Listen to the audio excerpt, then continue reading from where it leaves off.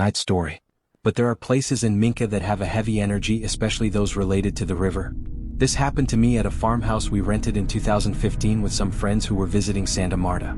So we arrived, got settled, and started to explore the place because that farmhouse was big. It even had coffee crops, cacao, and other plants of particular interest that I won't mention here. The main house had 7 bedrooms, an area with hammocks, a pool table, a small pool, and a pretty spacious kitchen. But what I liked the most was that it had an exit I discovered, which due to the elevation of the area, led down a little path to a waterfall. I remember the owner told me, "Down there about 10 minutes away there's a swimming hole, but I don't recommend it. It's not very nice, not good for swimming. Farther up there are others." But I was fixated on it because from there you could hear a strong water current in the distance, like there was a waterfall or something.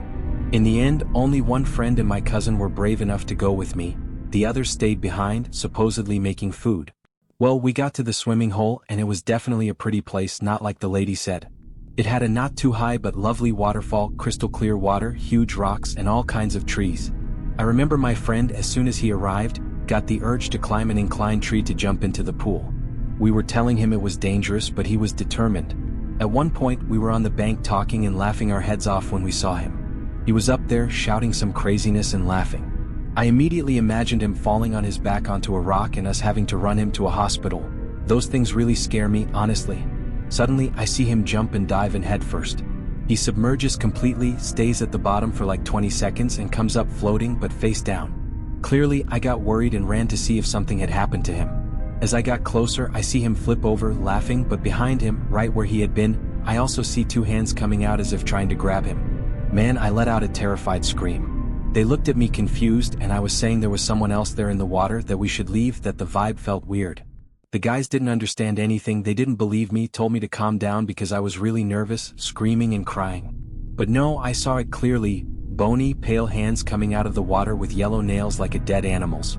They were there trying to get me to stop crying when we suddenly heard from the other side of the river that someone or something ran past behind the trees. That side over there was all mountain and brush. There were no more houses around there. That's when the guys got alarmed and got out of the river. As we were walking back up to the farmhouse, it must have been around 4 o'clock, the sky had clouded over. So the area looked somewhat dark and pretty silent. We felt again that something ran past deep in the woods, stepping on the water. They were heavy footsteps like those of a big dog. None of the 3 had said anything. They were more focused on me, who was still in shock from what I'd seen. At one of those moments, my cousin asks, "Don't you guys feel like we're being watched?" My friend stopped and says, "Yes, it feels like we're being followed. Let's walk fast. We don't know who it is or what they want." Besides, part of that path to get to the swimming hole was outside the farm's fence, and we started to think it was private property and that maybe we were in a dangerous place. In that area, there are many big trees whose high branches intertwine and barely let you see the sky. You feel like you're in a tunnel, and since the day was already dark, you felt like you were in a terrifying place. "Let's run," said my cousin, "because I can't take this feeling anymore." I didn't say anything but nodded my head. Out of nowhere, we heard what sounded like a branch snapping. We turned to look and saw that up in a tree there was something or someone with its back to us. You couldn't make out what it was, we just saw a black bundle. But it had the stature of a person. You could even make out the shape of a human head. Man, we took off running.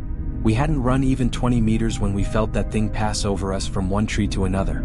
We couldn't see where, but we felt it. How it moved and how its presence was getting stronger and stronger. Shortly after, we reached the fence, crossed it, got into the farmhouse, and found the rest of the guys all sitting on a sofa in the living room with anxious faces.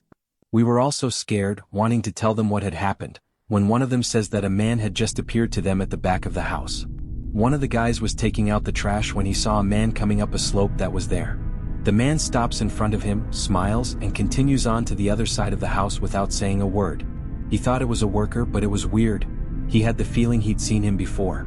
It was when he returned to the living room that he realized the man was the same one in the picture frame in the dining room, the one with that man and 2 young women. One of them was the lady who had rented us the place. She was older now.